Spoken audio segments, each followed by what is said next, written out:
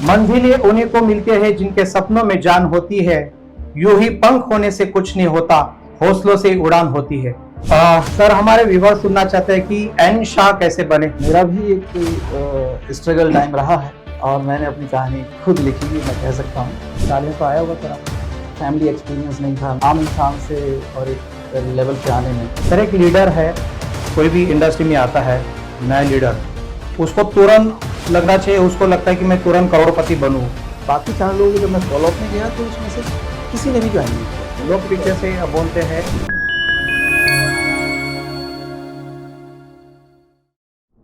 मंजिलें उन्हीं को मिलते हैं जिनके सपनों में जान होती है।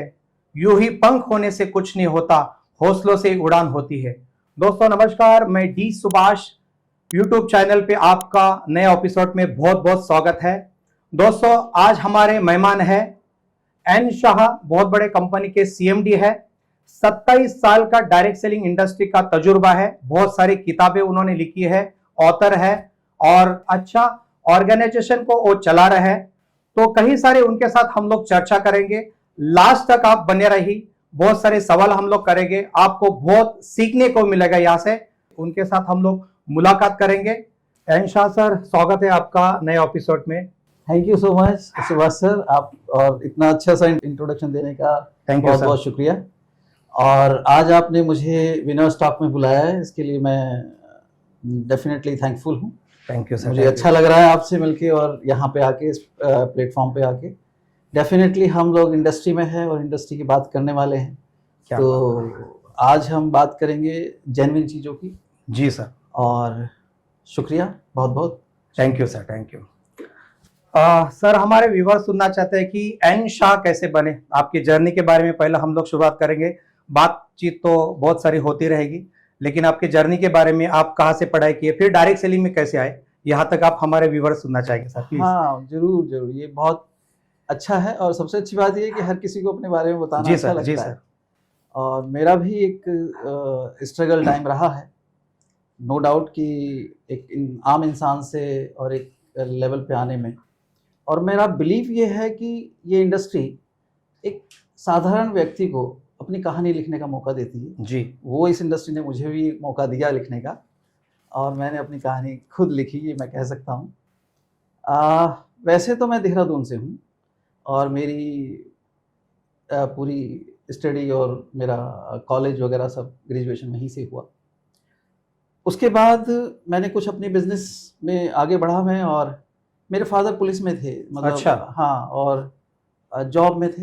तो घर में माहौल ऐसा था कि मुझे भी जॉब करनी चाहिए, मगर जिस तरह से जॉब करने वाले और एक मिडिल क्लास फैमिली, या ये कहें कि लोअर मिडिल क्लास फैमिली में जो स्ट्रगल होती है वो मैंने देखी थी। तो मैंने एक सोच लिया था कि मुझे जॉब नहीं करनी, बिजनेस करूँगा। बट क्या बिजनेस बात क्या करूँगा? अब जिस घर में बिजनेस कभी नहीं हुआ, उस फैमिली में अगर हम बिजनेस की बात करें तो एक टफ होता है। जी, तो मैंने बिल्कुल। कई सारे बिजनेस ट्राई किए। अच्छा। सपने बहुत बड़े थे, बस एक चीज़ थी जो मेरे ग्रेट पास सर, थी। ग्रेट।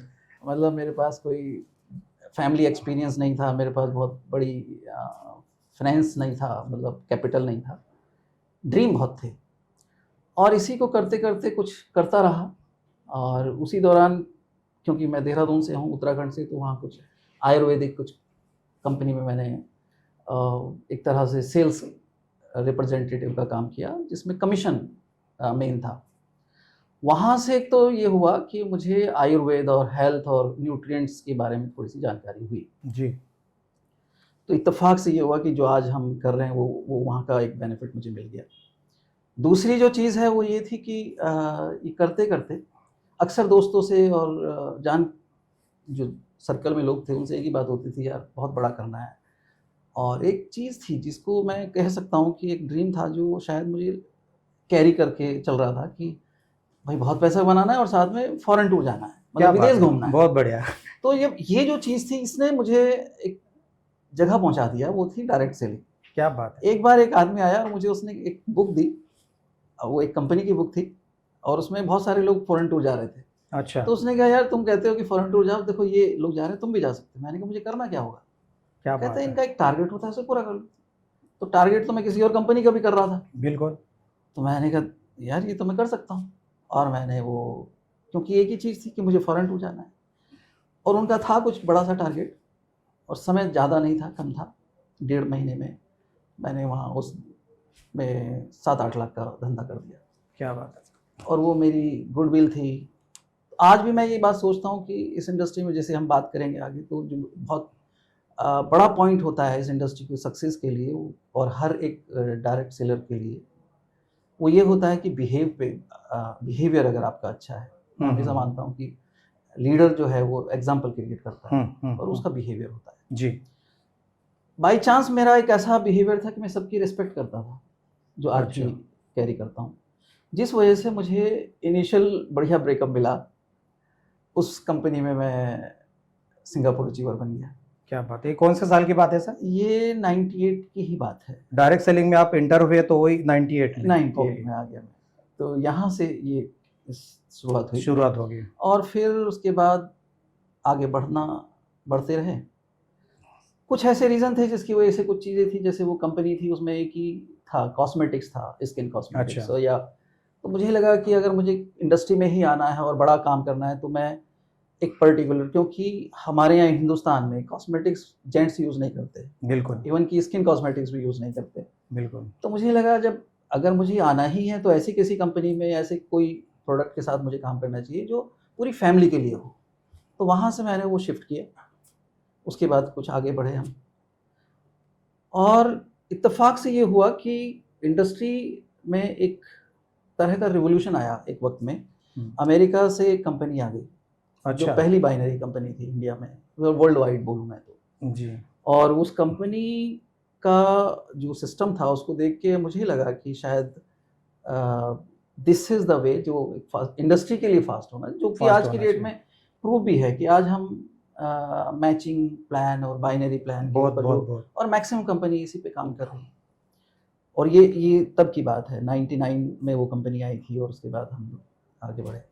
मगर जैसे कि होता है कि फॉरेन कंपनियां या विदेशी कंपनियां बहुत दिन तक काम नहीं करती ड्यू टू लीगल इश्यूज और बाकी सारी चीज़ें। फिर नेटवर्क बहुत बन गया था, जिसको आप इत्तेफाक से कह लें या फिर मेरी मेहनत कह लें। फिर वो सारे लोग, इतने सारे लोग थे, तो उन लोगों का बिलीफ ये था कि मैं जो करूँगा ठीक करूँगा, और उन्होंने कहा कि साहब एक अपनी ही शुरुआत की जाए। तो 2001 में कंपनी फॉर्म की। अच्छा। और वहाँ से फिर एक जर्नी शुरू हुई। तो ये कहाँ से मतलब आ गया? पहले तो आप नेटवर्कर थे, और नेटवर्क डायरेक्ट आप कंपनी का चलाने का ये कहाँ से आ गया? ये मजबूरी थी एक्चुअली में। ओके। वो कंपनी क्या है कि जब निकल गई, और 200-250 लीडर थे मेरे पास। अच्छा, इसलिए आपका थोड़ा कॉन्फिडेंस थोड़ा बढ़ गया कि तो चलो। नहीं, वो मेरी तो चाहत ही नहीं थी, मतलब मुझे तो आता ही नहीं था, मतलब जी। मैनेजमेंट कंपनी और कंपनी का कैसे फॉर्मेशन होता है ये मुझे पता भी नहीं था। मगर उसमें एक अच्छी बात ये थी कि उन लोगों का बिलीफ बहुत था मुझ पे, हाँ, विश्वास ये जैसा, ये ट्रस्ट, होना चाहिए। बिल्कुल कि बिल्कुल। आप जो करेंगे सही करेंगे। तो उनका ये था, सब लोग आए मेरे पास और उन्होंने कहा कि सर हम किसी और में क्यों ट्राई करें, अपना क्यों नहीं करें। तो बहुत मैंने बढ़िया। कहा भी उनसे कि यार ये कोई आसान चीज़ नहीं, मतलब company is a big thing. तो खैर वो एक तरह से ये बोलिए कि जैसे डायरेक्ट सेलिंग में अक्सर हम एक कहानी सुनाते हैं कि भाई तालाब में किसी को मतलब जंप जंप मार किया, और वो पूछा भाई धक्का मार के मतलब इतनी हिम्मत कैसे हुई, तो वो बोलता है कि नहीं यार ये पहले ये बताओ कि धक्का किसने मारा धक्का था। किसने मारा? तो मुझे तो 2 धक्के लगे। क्या बात है। तो एक तो ये कि भाई जब मैं इंडस्ट्री में आया, क्योंकि कोई भी आदमी इसमें अपनी चॉइस से नहीं आता, चॉइस से नहीं आता, कोई ना कोई लेके आता है। कोई ना कोई। दूसरी चीज़ ये कि कंपनी भी मैंने अपनी चॉइस से नहीं की, मुझे ज़बरदस्ती करवा दी गई। 200-250 लोग आपके साथ में तो सर हाँ, मजबूरन करना ही पड़ा। तो मगर उसमें क्या होता है कि एक चीज़ जो सबसे बड़ी है वो है मैनेजमेंट। अच्छा। मतलब वो आसान नहीं है कभी भी, और चैलेंज कभी भी है, नहीं होगा। चैलेंज है बहुत। ये 20 साल 25 साल पहले भी ऐसे ही था, आज भी ऐसे ही है। देखिए मैं एक चीज़ मानता हूँ, मैनेज जो है चीज़ें नहीं होती, लोग होते हैं। बिल्कुल। अगर हम लोगों को मैनेज करना आ जाए तो यही लीडरशिप है। मैनेजमेंट स्किल उसके अंदर चाहिए। ये अक्सर लोग ये मानते हैं कि चीज़ों को मैनेज करना होता है, चीज़ें मैनेज नहीं होती। जैसे सपोज कीजिए कप यहाँ रखा है, हम 2 दिन बाद आएंगे कप यहीं रखा मिलेगा। मगर आप मुझसे कहें कि साहब आप 1 घंटा बैठे रहिए, मैं ऐसे ही नहीं बैठ सकता 1 घंटा। मैं पता चला उसको छूंगा, कभी इसे छूंगा। क्या बात है ना? तो इसका मतलब ये है कि आप कहेंगे सर मैं तो आपको बैठने को बोला था, आप तो नहीं, आप इधर उधर। तो ये मैनेजमेंट है कि आप जो सोच रहे हैं सामने वाला भी वैसे ही सोच रहा है क्या, क्योंकि वो इंसान है, वो आइडेंटिटी है। उसके पास भी कुछ थॉट्स है, उसके पास भी कुछ फीलिंग्स है। अब डायरेक्ट सेलिंग में जब हम देखते हैं तो हम लोगों को ऑब्जेक्ट मान लेते हैं, जबकि वो लाइव है। और राइट, किसी लाइव को, किसी जिंदगी को, किसी जीवंत व्यक्ति को आप मैनेज करेंगे, ये आसान नहीं है। और यहीं शुरू होती है कि आपके स्किल्स कितने हाई हैं। क्या बात। तो मैंने शुरू की कंपनी, और उसके बाद जो हुआ वो तो एक बहुत बड़ा स्टोरी हो जाएगी, मगर मैं यही बोलूँगा कि फाइनली आई एम मतलब हम सक्सेस रहे। उसके बाद बहुत सारे लोग अभी भी, मेरा एक इंटरव्यू अभी था पिछले वीक में, जी, तो उसमें उन्होंने पूछा सर आपने MBA कितने में किया। अच्छा सॉरी, उन्होंने पूछा MBA कहाँ से किया। अच्छा, तो मैंने कहा यार देखो, मुझसे ये मत पूछो कि MBA कहाँ से किया, मुझसे ये पूछो आपने कितने में किया। कितने में गया। तो उन्होंने कहा इसका क्या मतलब, आपने मतलब कहीं बाहर से किया है क्या, विदेश में। मैंने कहा नहीं, मैंने इंडिया से ही किया है, बट मैंने 4 करोड़ रुपए में किया है। क्या बात है। तो कहते हैं मतलब यहाँ कौन सा ऐसा होता है। मैंने कहा भाई घाटा खा खा के जब 4 करोड़ डुबा दिए तो समझ में आया कि कंपनी कैसे चल रही है। बिल्कुल बिल्कुल बिल्कुल। तो ये जर्नी है सर। क्या बात है। तो दोस्तों एन सर की ये पूरी जर्नी है, और आगे बहुत सारे सवाल हम लोग करेंगे, लास्ट तक बने रहिए। सर इतना साल का आपको डायरेक्ट सेलिंग का तजुर्बा है, अभी और पहले में क्या आप डिफरेंट ये कर ले। अभी जो यूथ आ रहा है, जो पहले हम लोग डायरेक्ट सेलिंग कर रहे थे, करीबन मेरे को भी 20 साल होने को है इंडस्ट्री में, आप मेरे से बहुत सीनियर हो, आपको 27-28 साल हो गए इंडस्ट्री में। तभी की डायरेक्ट सेलिंग और अभी की डायरेक्ट सेलिंग क्या कहेंगे इसके बारे में। देखिए कुछ चीज़ें बदली हैं, जिसको हम टेक्नोलॉजी की बात करें, और इसका बदलाव बहुत बड़ा है जी। मगर टेक्नोलॉजी, या जब हम कहते हैं कि भाई सोशल मीडिया, या जब हम बात करते हैं डिजिटल मार्केटिंग की, तो ये एक टूल है जी, ये सपोर्टिव है। बिल्कुल बिल्कुल, ये आपको गारंटी नहीं दे सकता, यही सही बात है। क्योंकि पहले भी और आज भी ये बिजनेस रिलेशनशिप पे है। बिल्कुल, अगर आपके रिलेशन अच्छे हैं, आप इसको मेंटेन करना जानते हैं, तो आप सक्सेस होंगे। अदरवाइज तो सक्सेस होना मुश्किल है। मुश्किल है। अब बात हम करते हैं कि पहले करने में और आज में, पहले कई बेनिफिट थे, बट अब ज़्यादा बेनिफिट हैं। आज के वक्त में हमारे पास टेक्नोलॉजी की वजह से रीच बढ़ गई है। बिल्कुल बिल्कुल। और ये रीच बढ़ने से क्या है, तो एक्सपोजर आपके पास है, आप घर बैठे कहीं पे भी प्रोस्पेक्टिंग कर सकते हैं। जी, मैं ये मानता हूँ कि पहले हम डोर टू डोर करते थे, अब हम screen to screen screen to screen कर रहे हैं। अभी जूम आ गया है, काफी Zoom आ सारे गया लोग इजी हो गया थोड़ा। तो हम लोगों को नॉक कर रहे हैं। पहले लोग डोर नॉक करते थे, अब स्क्रीन नॉक कर रहे हैं। बात तो ये है, बट अभी भी वही है। हाँ, आपकी रीच बढ़ गई है, पहले आपके पास लिमिटेड था, मगर पहले बिजनेस शायद रिलेशनशिप पे ज्यादा बेस्ड था, और अभी लोगों को ये लग रहा है कि हम डिजिटल हो गए हैं तो ज्यादा बिजनेस कर लेंगे, बट मुझे ऐसा नहीं लगता। नहीं, वही तो मेरे को बात को छेड़ना था, क्योंकि हार्ड वर्क करके भी रिजल्ट अच्छा आता था, आप लोग नहीं कर पा रहे, इजी टूल्स होने के बाद भी लोग नहीं कर रहे। हाँ, ये मेरे को जानना था। एग्जैक्टली वजह क्या। अदरवाइज तो अगर ऐसा होता तो डिजिटल मार्केटिंग या इंडस्ट्री में जब जब ये चेंज हुआ जी, तो हमारी इंडस्ट्री की भी तो ग्रोथ बहुत बड़ी होनी चाहिए थी। बिल्कुल, ग्रोथ हुई है, हो भी रही है, मगर उस रेशो में तो नहीं आई जी, जिससे हम एक्सपेक्ट कर रहे थे।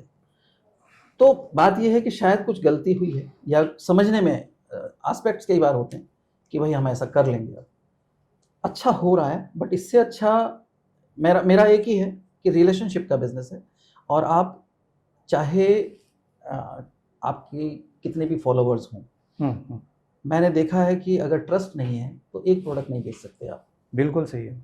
और अगर आप फॉलोअर कम भी हैं और वो ट्रस्ट करते हैं, तो आप सोशल मीडिया पे या डिजिटल मार्केटिंग में भी सक्सेस हो सकते हैं। क्या बात। एक तो ये एक चीज़ है जिसको मैं कहूँ। दूसरा डेफिनेटली जूम हो गया या बाकी चीज़ें हो गई, इससे आप दूर, जिसको हम बोलते हैं कि रिमोट लेवल पे भी जाके आप, और कहीं पे पूरी दुनिया में आज आप बिजनेस को कर सकते हैं। ये एक बड़ा बेनिफिट है। बिल्कुल बिल्कुल। डॉक्यूमेंटेशन में बड़ा बेनिफिट है, हम अभी किसी को भी कुछ भी भेज सकते हैं। पहले तो सर फिजिकली हम लोग जाके चेक उठाते थे, वो अलग ही मोटिवेशन था। हार्ड कॉपी मिलती थी, हम लोग फाइल में दिखाते थे लोगों को, अलग ही वो मोटिवेशन था।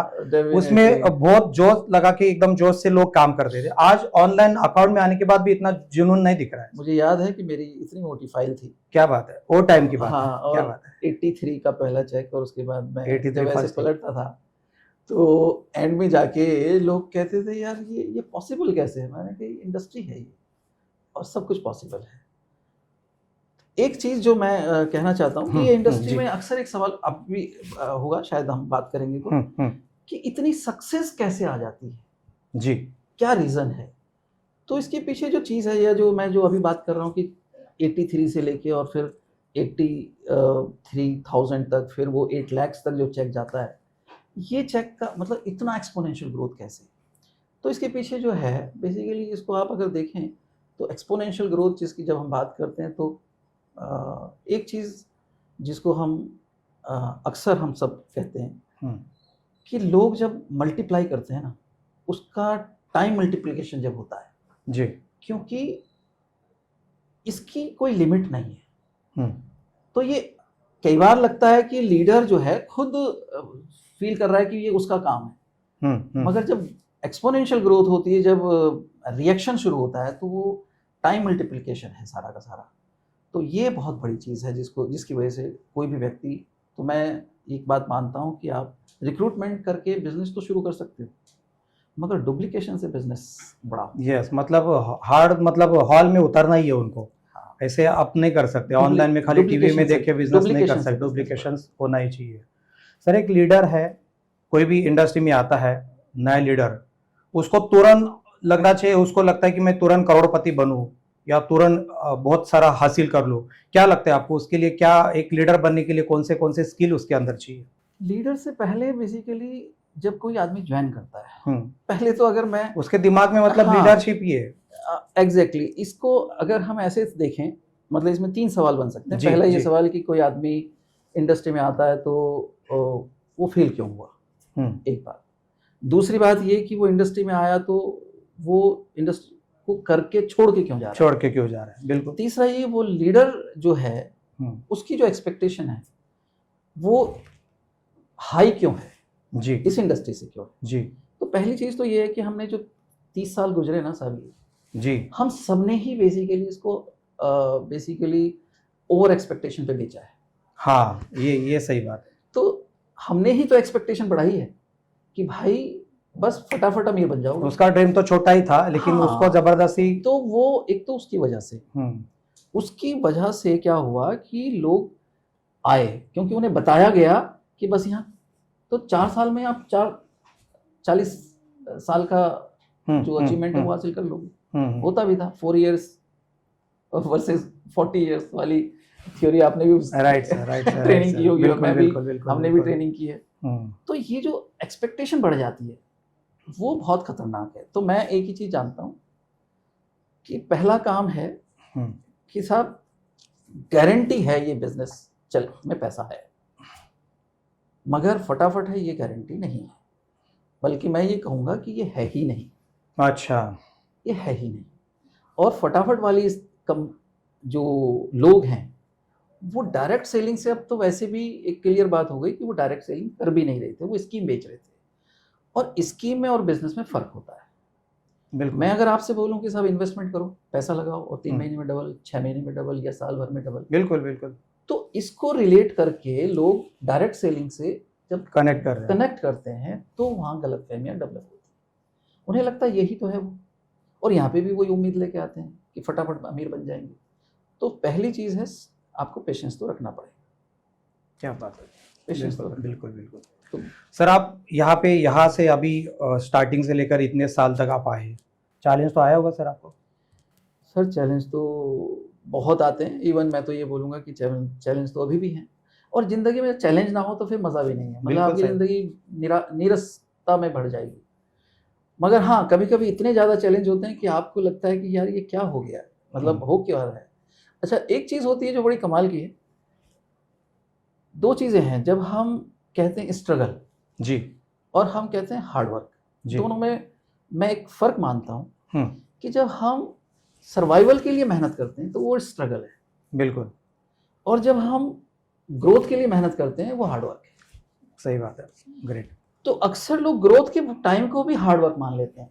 हाँ, जैसे मैं आज बोलूँ तो मैं हार्डवर्क करता हूँ क्योंकि मुझे ग्रोथ चाहिए, आज मेरा स्ट्रगल टाइम नहीं है।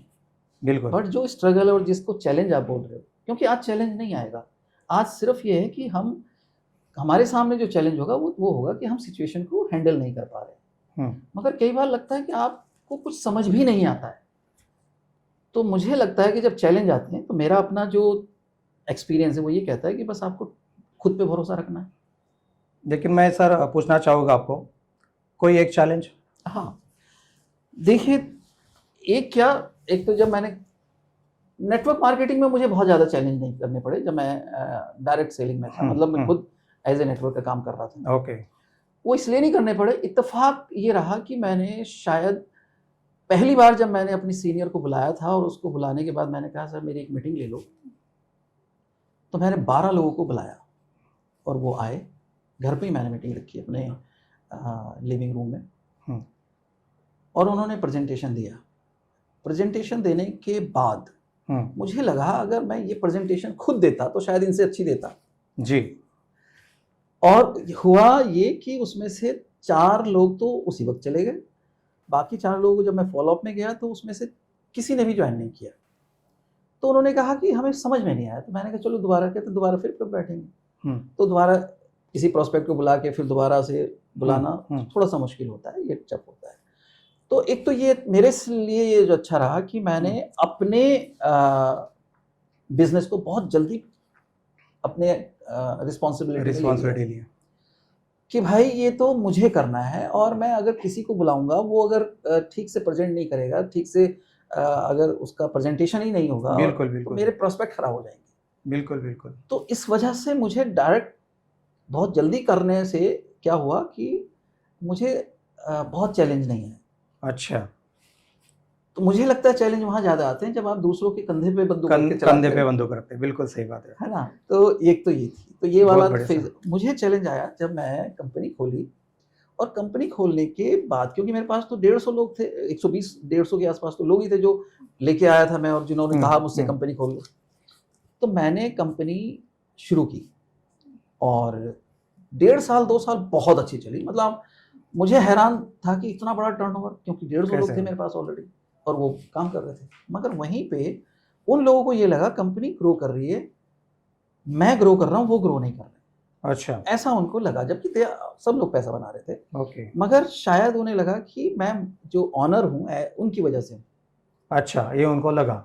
दूसरा एक चीज़ ये हुई कि मुझे मैनेजमेंट पर बहुत स्किल नहीं था, तो मेरा जो जीएम था कंपनी का, ओके, तो मैं बाकी चीज़ें देखता था, जीएम ये देखता था। वो भी डायरेक्ट सेलिंग से थे, उनका बैकग्राउंड? नहीं, वो डायरेक्ट सेलिंग से नहीं थे। मगर उसने क्या किया कंपनी में, उसने कुछ ऐसा किया कि उसने लीडर्स को ये समझाना शुरू कर दिया कि साहब आप कर सकते हैं, कंपनी बना सकते हैं, तो आप भी बना। क्या बात है, मतलब वो पहले से स्किल उसके अंदर थे इसलिए वो कर पाए। हाँ, तो उसने लीडर को मोटिवेट करना चालू किया, फिर उनको समझाना चालू किया। तो वहां से ये हुआ कि लगभग 80 कंपनी मेरी खुद की कंपनी से नहीं बन गई। क्या बात है। मतलब 80 लीडर, जैसा शोले पिक्चर बना था तो उसके बाद बहुत सारे शोले पिक्चर आ गए। और ये इसी को मैं बोलता हूँ कि मैनेजमेंट आसान नहीं है, कि जब आप किसी एम्प्लॉय को रखेंगे तो वो लीडर के साथ मिलकर कुछ करेगा, किसी ट्रेनर को रखेंगे तो ट्रेनर एक नई कहानी लेके लीडर के साथ कुछ कलाकारी कर देगा। तो 80 कंपनी बनना वो अलग बात है कि उसमें से बहुत सारी कंपनी उसी वक्त बंद हो गई, फिर उसके बाद कुछ लोग जेल चले गए, उसके बाद कुछ लोग, मतलब देखिए जब भी आप कंपनी करेंगे और जब कुछ नहीं होगा तो कुछ गलत भी करेंगे। तो फाइनली ये हुआ, मुझे आज तक नहीं मिला कि कोई आदमी जो लोग मेरे साथ थे और जो चले गए, बट मैंने किसी की शिकायत नहीं की, किसी से कोई गिला शिकवा भी नहीं रहा। उसमें से काफ़ी लोग वापस भी आए। क्या बात, इस वजह से मैंने इंडस्ट्री में एक चीज़ आनी कि आप अपने कोई आए या जाए, आप बीच में जो पुल है दो लोगों के बीच में, उसे नहीं तोड़ना नहीं है। बिल्कुल। मतलब हम अक्सर ये करते हैं कि जब कोई हमें छोड़ के जा रहा होता है तो हम उसकी बुराई, उसको क्रिटिसाइज इतना करते हैं कि उसके रास्ते बंद हो जाते हैं, और उसे जब वो कुछ सुनता है किसी से तो वो कहता है यार मुझे ऐसी उम्मीद तो नहीं थी, बट ऐसा बोल रहे हैं, तो फिर वो रास्ते बंद कर देते हैं। तो आप कभी किसी को जाना है, जाने दो, लेट देम गो, बस। मगर उसकी बुराई नहीं करनी। लोग पीछे से बोलते हैं बहुत ये गलत चीजें अपनी इंडस्ट्री में, और वो नेगेटिविटी फैल जाती है। तो वहां पे ये हुआ कि मेरा बहुत बड़ा लॉस हुआ, अचानक से जमीन पे आ गया। अब मेरे पास ये तो उसको कैसे कवर किया? हाँ, तो वहाँ ये हुआ कि जो मैनेजर था, क्योंकि उसकी प्लानिंग ऐसी थी और मैं फील्ड में भी होता था और बहुत सारी चीज़ें देख रहा था, ओवरऑल मिला के ये हुआ कि मेरे पास करीब 2-2.5 करोड़ का, मतलब बिजनेस के अलावा जो लॉस हुआ 2-2.5 करोड़ का लॉस हो गया। बहुत बड़ा लॉस है। बहुत बड़ा लॉस है, ये 2004 में हुआ। इससे तो मेरे ख्याल से आप तो छोड़ने का भी मतलब ये रुखा मतलब देने का भी मूड था। मैं ये सोच रहा था कि मैं क्या करूं, मतलब मेरे पास एक ही चीज थी कि या तो मतलब कंपनी को तो बंद हो ही गई थी ऑलमोस्ट, मेरे पास बचे थे कुल 10-12 लोग। कभी कौन से साल के सर? 2004। 2004। तो पहला काम तो ये किया कि एक बहुत बड़ा जो ऑफिस था उसको बंद किया, जिसका अच्छा। रेंट उस वक्त 2004 में लगभग 1.5 लाख रुपए था। हाँ, रेंट। दिल्ली में, वो भी ईस्ट ऑफ कैलाश के, बहुत अच्छी जगह है। हाँ, मतलब ग्रेटर कैलाश के बराबर नहीं। तो उसे छोड़ के हम दिल्ली लक्ष्मी नगर में चले गए, जो लक्ष्मी नगर आप जानते होंगे, जमुना पार बोलते हैं। जी जी जी, जहाँ सुना है। 12,000 रुपए 13,000 रुपए का ऑफिस लिया पहले तो, कि भैया खर्चे नहीं दे चलो सकते। शुरुआत करते हैं वापस। अब मैं पूरे दिन ऐसे बैठ के सोचता था कि यार ये अब क्या करना है। घर में जो भी थी, तो फाइनली ये हुआ कि पहला काम तो ये था कि मुझे या तो छोड़ देना है, किसी नए काम पे जाना है। तो मैंने सोचा मुझे 7 साल हो गए, लगभग 6-7 साल, अगर मैं नया काम करता हूँ तो वहाँ जीरो से शुरू जीरो से करूंगा, स्टार्ट और करना मैं पड़ेगा। अगर इसी को दोबारा शुरू करूँ तो एक्सपीरियंस तो पहले तो से 7 था। साल का तो एक्सपीरियंस मेरे पास है। बिल्कुल। तो मैंने अपनी पूरी, बोलते हैं ना, पूरी शक्ति आप इकट्ठी करके एक डिसीजन लेते हैं। और मैं एक चीज मानता हूँ कि आपकी सक्सेस में आपका डिसीजन बहुत बड़ा काम रोल करता है।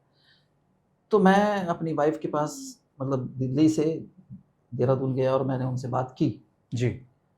तो हमने कहा कि हम घर बेच देते हैं। तो उसने कहा घर तो नहीं बेच सकते, मतलब घर, बच्चे घर सड़क पे आ जाए, कोठी थी, बड़ी कोठी थी। तो फिर मैंने कहा अच्छा हम इसको बैंक में लोन ले लेते हैं। तो बैंक से लोन लिए, मेरा एक दोस्त था उससे पैसे लिए, जी। करीब मैंने 70-80 लाख रुपए इकट्ठे किए और फिर दोबारा से काम को शुरू किया। और वो एक ऐसा टाइम था जो मुझे पता था कि करना मुझे है। जी। तो मुझे याद है कि मैंने 2 महीने 18 घंटे या 20 घंटे काम किया होगा। 18 घंटे लगातार, क्योंकि मेरे पास मतलब बोलते ना, चॉइस ही नहीं थी कोई और। देयर इज नो चॉइस, करना ही है, मतलब करना ही है, मतलब ये भी नहीं कि ट्राई करना, ट्राई भी नहीं थी। बिल्कुल। मैं आपको बताऊं कि मैं पूरे दिन, मैं और मेरे साथ 2 लड़के थे, मतलब 2 और स्टाफ थे, हम लोग पर्चियां बांटते थे। और उस पर्ची पे हमने जो लिखा वो बड़ा हिट रहा वो स्लोगन। अभी भी उसको अगर कोई यूज करे तो बड़ा इफेक्टिव है। व्यापार चाहिए, फोन मिलाइए। 10,000 से 50,000 बांटना चालू करें। कमाने के इच्छुक लोग संपर्क करें। और हमने 999 का अमाउंट था, लागत मात्र 999। वो जमाने में बहुत चलता था, हैंडबिल वगैरह बांटते तो लोग पढ़ते थे भी, क्योंकि इतना ये नहीं था, हाँ, वातावरण तो इतना नहीं था। हर दिन 3-4 हज़ार ही बांटते थे हम लोग। अच्छा। और उससे फिर रिजल्ट आए। कितना परसेंट आ गया सर अपने ये बांटने के जब हम, मतलब 2,000 अगर हमने आज हैंडबिल बांटे हैं तो मुझे 20 से 30 कॉल आते थे। क्या बात है, बहुत बढ़िया, अच्छा रेशो। और 3-4 लोग मिलने आ जाते थे। तो उससे क्या हुआ कि मुझे 2-3 नेटवर्कर मिल गए जो किसी और कंपनी में। जी बिल्कुल। और एक बहुत ही अच्छे बिजनेसमैन मिले, वो कहते हैं ये भी कोई बिजनेस होता है। मैंने कहा हाँ सब बिजनेस तो है ये। बिल्कुल। पहले तो मैंने उनका, फिर उन्होंने कहा अगर ये बिजनेस है तो मैं इसको ट्राई करूंगा। जी। और आप हैरान होंगे कि ये करते करते करते करते मैंने अगले ठीक 1.5 साल में हमारी कंपनी ने 8 गाड़ियां, मतलब कार अचीवर खड़े कर दी। क्या बात है, ग्रेट। कौन से साल? ये 2004 में ये इशू था और 2006 में लास्ट में हम ये कर रहे थे। 2 साल का डिफरेंट है। 2 साल के अंदर। और उसमें ये सारे भी इशू थे जिसमें और मैं बताऊं तो 2007 में हमने फिर एक 3 करोड़ की बिल्डिंग खरीदी। और वो पिछला जो बैकलॉग था, जो कौन से जगह पे? नोएडा में। ओके। और वो सारा का सारा पैसा हमने वापस किया। बहुत बढ़िया सर। ये मेरी आप स्ट्रगल आप देख रहे हैं। इसमें जो चैलेंज था वो ये था कि मैं खत्म हो चुका था। नहीं सर, ये इतना करने के बाद भी अगर आप टिके हो तो बहुत बड़ा आपका अंदर से एक, तो वो जो डिसीजन था कि मुझे छोड़ना है या कंटिन्यू करना है, ये एक बहुत बड़ी चीज थी जिसमें आप, वो टाइम में किसी से आपने ऐसा ओपिनियन नहीं लिया कि मैं क्या करूं, क्या कोई तो आपके नहीं, मेरे घर में हो या कोई बिजनेस में? इसमें एक चीज थी जो मैं सबको बताना चाहूंगा कि मैं तो ये बोल के आया था देहरादून अपने मतलब नेटिव प्लेस में कि भाई मैं तो एक बहुत बड़ी बड़े बिजनेस की शुरुआत कर दी, शुरुआत करने दी। अब मैं वापस जाता तो मेरे पास तो एक ही था कि वो मेरे रिश्तेदार और सर्कल सारे लोग जी। हंसते। तो मुझे लग रहा था कि मौत से ज़्यादा खतरनाक वो है उनको फेस करना। जी। मतलब उनको फेस करने से अच्छा है कि वो मुझे मजाक उड़ाएं और मेरे सामने ऐसी बात करें, उससे अच्छा है कि यार अपने आप को मतलब सरेंडर कर। सरेंडर कर दो। मगर जिसको बोलते हैं, अक्सर हम बार बार एक बात बोलते हैं इस इंडस्ट्री में कि गिव अप नहीं करना। मतलब बिल्कुल, मैं बिल्कुल, डटे व्यूअर से रहना। बोलूंगा कि साहब अगर इस बिजनेस में सक्सेस होना है तो चैलेंज तो बहुत आएंगे। कभी लगेगा कि कुछ भी नहीं हो पा रहा है, सब कुछ खत्म, बट एक ही चीज़ है, टिके रहो। क्या बात है। मुझे लगता है कि ये 28 साल जो मेरी ज़िंदगी में हुई, मैं टिका रहा, इसलिए हम लोग आज हैं। और जोई वेलनेस की जब हम बात करते हैं तो वो इस लेवल पे आज है कि हम क्या बात एक है, brand बहुत है। बढ़िया सर, बहुत बढ़िया सर। ये जर्नी में तो चैलेंज बहुत आई, आपने तो सारे व्यूवर्स को बता दिया। ऐसा कोई टर्निंग पॉइंट जिससे आपको लगा कि यस अभी मैं कर सकता हूँ, आगे निकल सकता हूँ, ऐसा कोई आपके साथ कोई हादसा हुआ? देखिए, इसके अलावा एक और टाइम था जब इंडस्ट्री में एक दौर आया जब लोग इन्वेस्टमेंट प्लान और बहुत सारी चीज़ों में 2011 में एक कंपनी आई, स्पीक एशिया। जी, वो तो लूट गए सबको सर। हाँ, उस कंपनी ने इतना बड़ा लॉस दिया मुझे कि मेरे सारे लोग मुझसे पूछ के जा रहे थे। अच्छा, मतलब वो कह रहे थे सर ऐसा है कि हम स्पीक एशिया ज्वाइन वो कर रहे टाइम हैं। में उनको रिलेशन नहीं दिख रहा था, वो टाइम में उनको पैसा तो दिख रहा मैंने था। कहा भाई ये जो हमने कहते सर ऐसा करते हैं, थोड़े दिन मैं वहाँ कर लेता हूँ फिर आ जाऊँगा, ये कंपनी भी थोड़े दिन चलेगी। अच्छा, उन्हें ये पता था। जी। मगर अच्छा, स्पीक, माइंड सेट उनका पहले से ही था, लेकिन हाँ आपको बोल के जा रहा है, मतलब उसमें भी आपको हाँ, मतलब रिस्पेक्ट वो दे रहे ये हैं। थे कि भाई मेरे से भी रिश्ते नहीं खराब करने। जी जी जी, आपका भी रिस्पेक्ट है और उधर का भी हाँ, रिस्पेक्ट है। मगर पैसा बहुत ज़्यादा बहुत ज्यादा पैसा है। फास्ट आ रहा है क्योंकि बिल्कुल लोग का बिल्कुल प्रमोशन ऐसा था। बिल्कुल। तो ये एक टाइम भी था जब मुझे फिर लगा कि क्या मुझे इतने साल इस इंडस्ट्री में आने के बाद ये तो उतार चढ़ाव रहेगा। मेरी वाइफ ने मुझे बोला एक बार कि हम कोई दूसरा बिजनेस में नहीं आ सकते क्या? तो फिर मेरे पास एक वक्त था कि भाई मैं नया बिजनेस पे जाऊं या अब, क्योंकि 2011 की बात है तो मुझे लगभग 14 साल का एक्सपीरियंस था और उसमें अच्छा। दो थे कि direct selling as well as मैं कंपनी का भी एक एक्सपीरियंस था 11 साल का। तो यहाँ पे मुझे फिर यही डिसीजन मैंने लिया, नहीं मैं करता हूँ। तो मेरे पास जो भी बचा था, लगभग मेरे पास मैंने बुलाया तो 40 लोग थे जो बचे। उतने बड़े, मतलब हम एक बहुत बड़ा टर्नओवर कर रहे थे। फिर लोग डिस्टर्ब हो गए कुछ, जैसे मैंने कहा कंपनी खोल ली और मैक्सिमम लोग इधर चले गए। और ये बड़ी हैरानी वाली बात थी, आपको याद होगा, मतलब बिल्कुल बिल्कुल सबको याद है कि जी। स्पीक एशिया का बहुत सर, बहुत मार्केट को उन्होंने खराब किया, बहुत हाँ, लोगों को गंदा किया, माइंड उनका सेट हो गया कि ये कर सकते हैं। कुछ जी। लोगों को मालूम नहीं था, जो नए नए लोग जॉब कर रहे थे, उन लोगों को लगे कि चलो भाई 10,000 लगाना है, 20 आएंगे, 20 लगेगा तो 40 आएंगे, जी, 1 जी। लगाएगा 2 लगा, 5 लाख लगाया, 10 आया ही नहीं। तो वो जो टर्निंग पॉइंट है जो आप बात कर रहे हो, जिसकी जी। वजह से मैं आज और हम जो यहाँ पे हम्म। हैं, मैंने एक ही चीज सोची कि जो मेरे पास बचा है मैं उसे देखता हूँ क्या है। मेरे बिल्कुल। पास 40 लोग बचे जिन्हें मुझ पे फेथ था, बट वो बिगिनर थे। मतलब वो होता है ना, एक फेज होता है कि जब आप एक फ्रेशर होते हैं, उसके बाद आपके अंदर एक ख्वाहिश होती है मुझे लीडर बनना है, ऐसे कुछ थे। वो इमोशनली अटैचमेंट थी आपकी, तो वो हाँ, नहीं तो जाएगी। उन्होंने कहा साहब हम आपके साथ हैं। तो मैंने उनसे कहा कि मैं आपको डेवलप करूंगा, अच्छा। ट्रेनिंग दूंगा और सारा सपोर्ट करूंगा। आप अगर डिसीजन लेते हो तो सबने कहा सर हम हैं। क्या तो बात है, बहुत 40 बढ़िया, लोगों के बहुत साथ बढ़िया मैंने सर। प्लानिंग की और मैंने पर्सनली एक एक लीडर के साथ उनको डेवलप किया, जिसको बोलते हैं ना हाथ पकड़ के। मगर लॉ ऑफ एवरेज तो काम करेगा ही करेगा, सारे के सारे तो होंगे नहीं। 40 में से मुझे लगता है फिर भी बहुत अच्छा एवरेज बचा कि 20-22 लोग डेवलप हो गए। तो 50% का रेशो था, क्योंकि पहले से ही वो डिसीजन लेके आए थे। तो यहाँ इसलिए मैं कहूँगा कि रेशो इस तरह से था। तो वो जो बचे हुए लोग थे और जिन्होंने मेरे साथ काम किया, उन लोगों ने दोबारा से, और हमने दोनों ने एज ए मैनेजमेंट और एज ए लीडर, वो एक बहुत अच्छा बॉन्डिंग बनी। और वो बॉन्डिंग जो बनती है वो फेथ है, जो इस इंडस्ट्री की सबसे बड़ी पावर है। जो मुझे लगता है कि अगर मैं आपके साथ ट्रस्ट करता हूँ आप पे, तो आप भी मुझ पर ट्रस्ट करेंगे। ये लड़के जितने थे 20 लड़के, इन्होंने अपने आप को डेवलप किया और बिजनेस ग्रो किया और एक बहुत बड़ा बिजनेस फिर दोबारा से खड़ा हो गया। तब तक वो स्पीक एशिया में निमट गई। जी हाँ, बराबर, वो आपने एकदम क्रॉस किया उसको। वो 6-7 महीने का तो गेम ही था सारा जी, का सारा, तो जी। उसमें खत्म हो गया वो। तो हम, ये मुझे लगता है कि जो टर्निंग पॉइंट था वो ये था कि जो बचता है, जी अक्सर मैं एक चीज देखता हूँ कि लीडर इस बात पे ज्यादा रहता है कि सर मेरे पास मेरा ये लीडर चला गया, इसने काम नहीं किया, ये छोड़ गया, वो छोड़ गया। मैं अक्सर बोलता हूँ जो बचा है उस पर मेहनत करो, और अगर आपने उसको डेवलप कर लिया, उस पर मेहनत कर ली, तो फिर आप गजब हो जाएंगे। बहुत बढ़िया। एक बड़ी कमाल की स्टोरी है हम्म, कि एक साइकोलॉजिकल टेस्ट हुआ, बिल्कुल सर। और उसमें ये हुआ कि एक स्कूल में 4 बकरियों को छोड़ दिया गया, 5 बकरियों को, जी और उस बकरियों में उसमें क्या हुआ कि एक बकरी पे 1 नंबर लिखा गया, फिर दूसरी पे 2, फिर तीसरी पे 4 लिखा गया, और चौथी पे 5 लिखा गया, अच्छा। और उसे एक स्कूल में छोड़ दिया।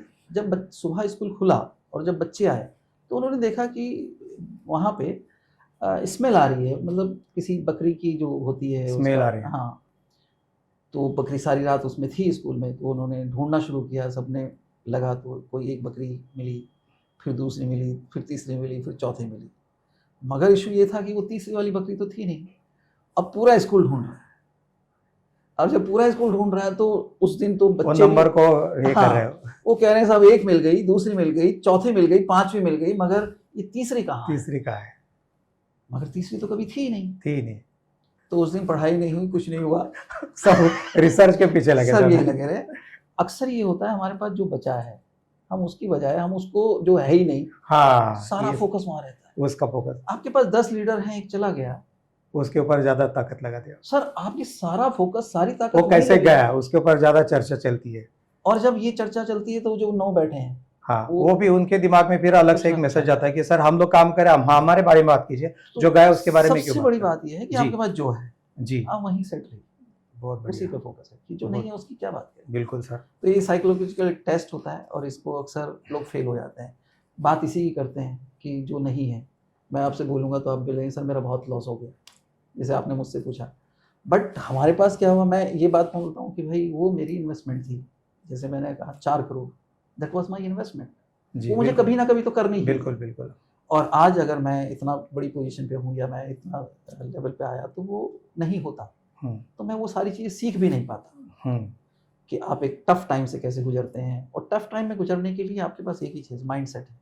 बिल्कुल आपके बिल्कुल पास सही। और कुछ नहीं। बिल्कुल बिल्कुल। अगर आपने अपने माइंड को अपना दोस्त बना लिया सब, तो फिर मैं ये बोलूँगा कि फिर आपको किसी और की अच्छी जरूरत भी दोस्ती नहीं हो है। सकती है। बहुत बढ़िया सर, बहुत मजा आ रहा है सर आपके साथ बात करके। मेरा ये कहना था सर, अभी जो इतने साल से आप डायरेक्ट सेलिंग में है, इतने बहुत सारे पापड़ बेले, बहुत सारा आपको झेलना पड़ा, इसके बाद भी आप खड़े, आपके जगह कोई दूसरा होता तो मेरे ख्याल से सुसाइड ही कर लेता, ऐसे में बात करूंगा डायरेक्टली। लेकिन आज नए जो यूथ आ रहे हैं उनका बहुत कंफ्यूजिंग है कि मैं नेटवर्किंग करूं या मैं सीएमडी बनूं। इनका बहुत कुछ लोगों को लगता है यार ये नेटवर्किंग में सब जगह घूमने से अच्छा एक जगह बैठ के मैं सीएमडी क्यों नहीं बनूं। आपका क्या कहना है कि एक सीएमडी बनने के लिए आपका क्या मैसेज है कि एक सीएमडी बनने के लिए बहुत पापड़ बेलने पड़ते हैं, या तो आप नेटवर्क करो?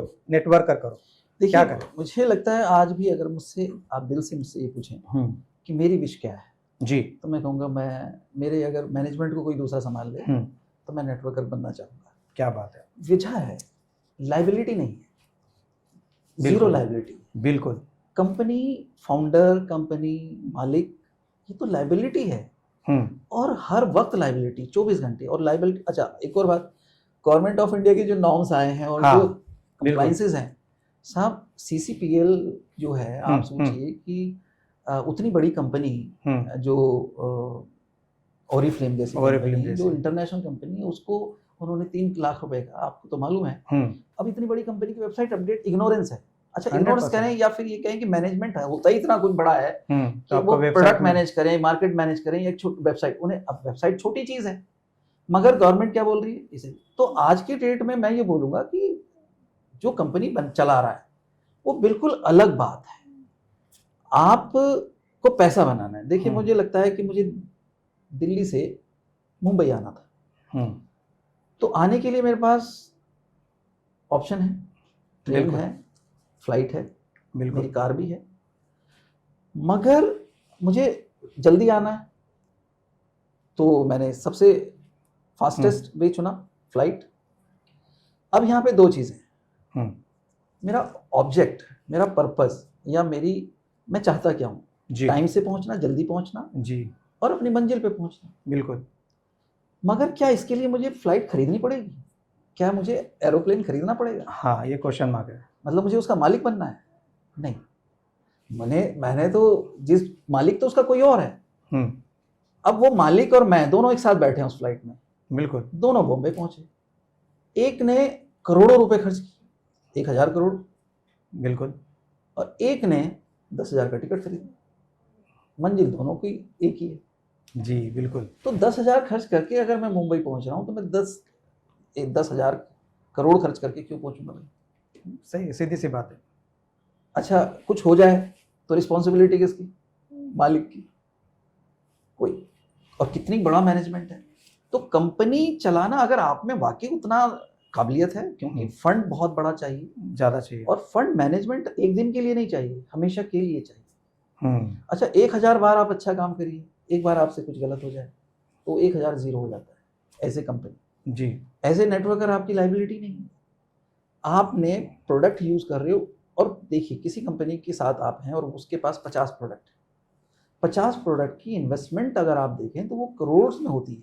बिल्कुल सही बात है। और आप बहुत बड़ा एज ए टर्न, और झेलना भी चाहिए उतना। एज ए डायरेक्ट सेलर आप उस सारे प्रोडक्ट के खुद के मालिक हो। बिल्कुल।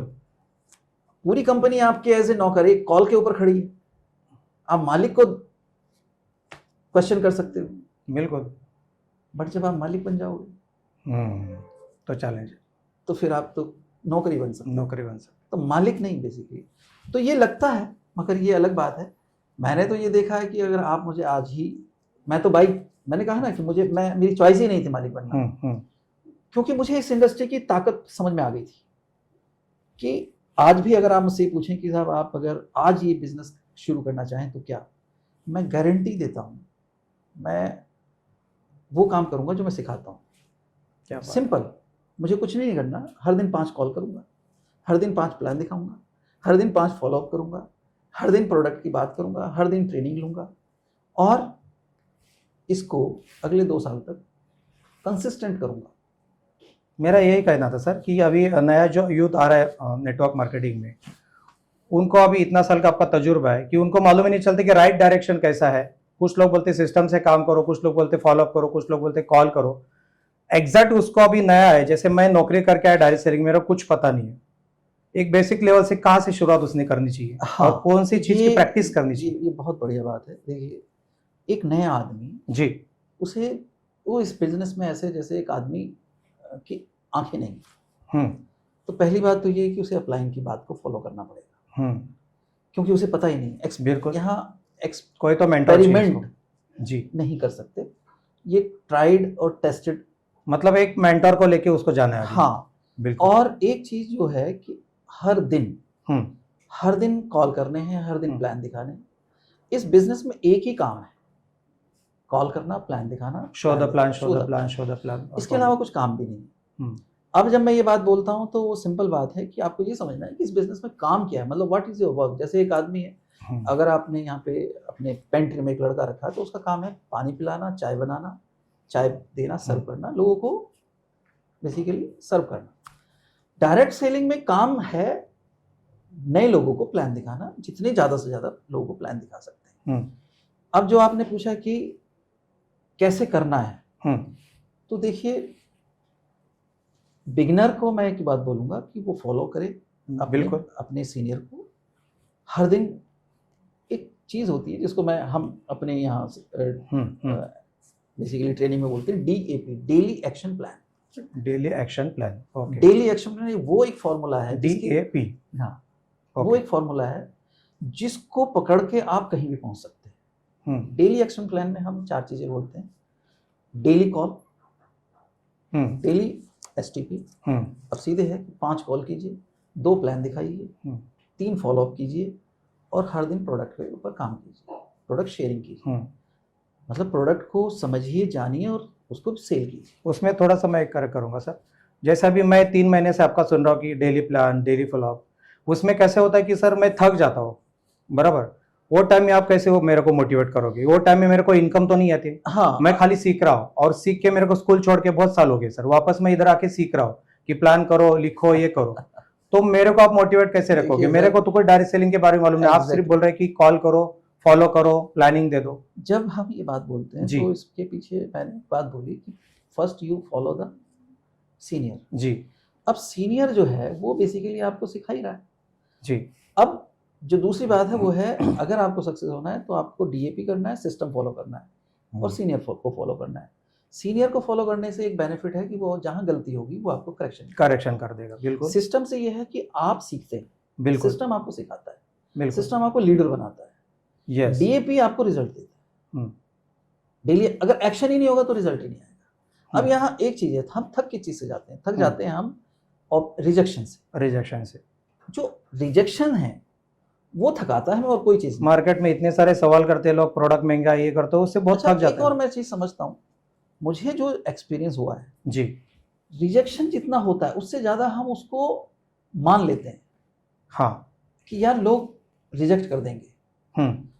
मैं एक चीज बोलता हूँ और ये बहुत कमाल की है, और जो मुझे एग्जैक्टली क्या हुआ कि मुझे जो एक्सपीरियंस हुए हैं, मैं अपनी ट्रेनिंग में भी और अपने लोगों को भी एक ही बात बोलता हूँ।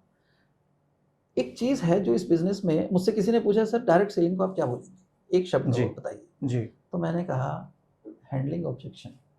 अच्छा, इसमें और कुछ है ही नहीं, कुछ नहीं है, बस उससे सेल बन तो जाता मैं है। उसने पूछा कि सर मतलब क्या हुआ इसका? मैंने कहा अगर आपको ऑब्जेक्शन फेस करना आता है तो आप सक्सेस हो।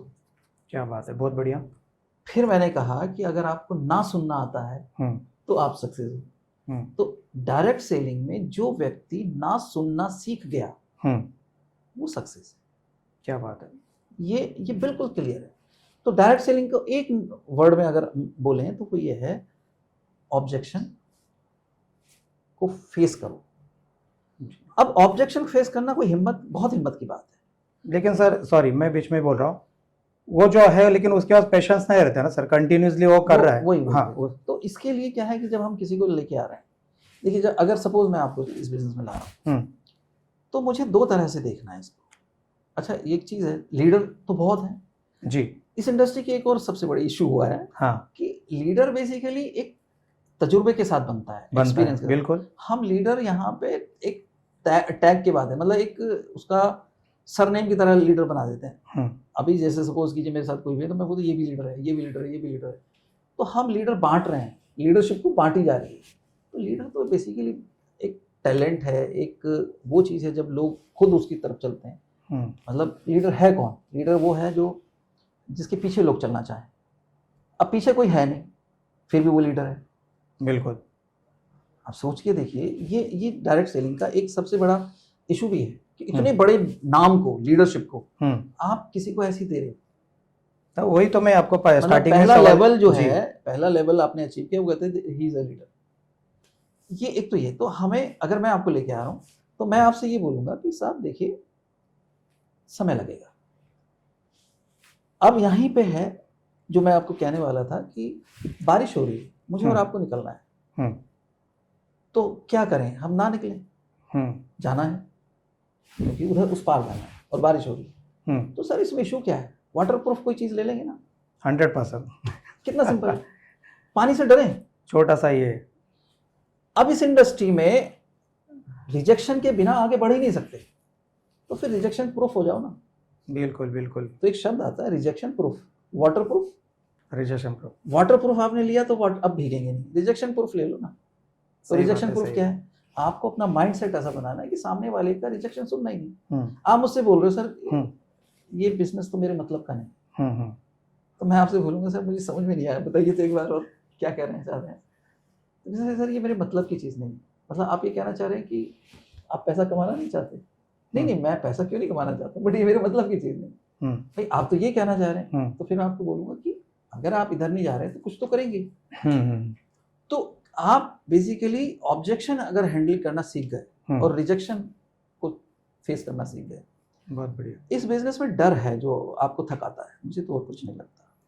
सर मार्केट में लोग जाते हैं ना तो फिर कैसे कि वो सब डिमोटिवेट होके आ जाते हैं, फिर काम करते हैं। तो उसको ऐसा भी कर सकते हैं, जितने भी इवेंट्स होते हैं डायरेक्ट सेलिंग के, वो अगर अटेंड करता है, पब्लिक में जाके बैठ जाता है, वहाँ पे सब अवार्ड रिवार्ड देते हैं, तो उसमें भी शायद वो हौसला रख सकता है, मोटिवेट हो सकता है। ऐसा भी हो सकता है। मुझे लगता है कि देखिए बिना मोटिवेशन के तो आप आगे बढ़ेंगे बढ़ेगी नहीं, क्योंकि वो Motivation खाली अगर- सिस्टम को पकड़ के बैठेंगे तो हाँ, शायद मोटिवेशन बहुत जरूरी है। जरूरी है। कितना काम करता है sir motivation direction motivation industry में? काम करता है जैसे इग्निशन, ओके, मतलब आपकी पेट्रोल है, गाड़ी ठीक है, सब कुछ है, बिल्कुल। चलेगी नहीं। अच्छा, कुछ तो करना पड़ेगा, यस, स्टार्ट तो करना इग्निशन, पड़ेगा। अब 100%। इग्निशन स्पार्क है। ओके, क्या बात है, इग्निशन जैसे ही आप स्पार्क हुआ, गाड़ी स्टार्ट हो गई। ग्रेट मगर इसके बाद भी इशू है कि गाड़ी चलेगी एक्सेलेटर से, ग्रेट। अब वो एक्सेलेटर भी चाहिए। तो सारे चीज़ मोटिवेशन जरूरी जो है वो तो चल पड़ा, मतलब आपने कहा यार मैं तो अब करता हूँ यार, ये बढ़िया है, मजा आ गया, ये तो गजब हो गया, ये तो है ना। ये क्या है?